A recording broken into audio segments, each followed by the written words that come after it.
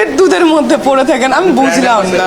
অন্য প্রশ্ন আছে এখন। হ্যাঁ, আমি দুবাই, যদি এখন দুবাই গভর্নমেন্টকে আপনারা কাইন্ডলি রিকোয়েস্ট করবেন আমাকে ব্র্যান্ড অ্যাম্বাসেডর বানানোর জন্য, কারণ দুবাই বলতে আমার নাম চলে আসে। এখন দেখছি যে অনেকেই দুবাই দুবাই করে ভাইরাল হতে চায়, বাট আমি ভাই দুবাই থাকি 7 ইয়ার্স। আমার দুবাইয়ের কি বলে এটাকে রেসিডেন্স ভিসা, আমার বাড়ি টাড়ি সব আমরা ওইখানেই থাকি, আমার ক্লিনিক পর্যন্ত আছে, আমার ফ্যামিলি বিজনেস। তো আমি দুবাই বলবো না তো কি বলবো। বাট এখন আমি লন্ডনে যাবো, এটা শিওর। লন্ডনে আমার নেক্সট ডেস্টিনেশন ক্লিনিক হবে। ভাইয়া আমার সঙ্গে থাকবে, আপনার সাথে আমার ভেরি গুড রিলেশন। আপনি যদি বিয়ে করেন, এরপরে কি আপনার বউ এসে বলবে যে নায়িকার সাথে তোমার কি, সেটা তো আপনাকে অ্যান্সার করতে হবে তাকে, আপনার ওয়াইফকে আপনি বুঝাবেন, সেটা তো আমারই শোনা। আর যে কমপ্লেন করে আমার মনে হয় তার হাজবেন্ডের সঙ্গে বা তার ওয়াইফ দুজনের সাথে কমিউনিকেশন ভালো চলে না বলেই হচ্ছে আরেকজনকে কমপ্লেন করে। আমি না আসলে দেখিনি এরকম, আমাকে নিয়ে অনেকে স্ট্যাটাস দেয়, আমি কি করতে পারি?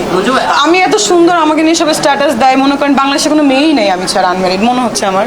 সো কি করবো আমি তার জন্য?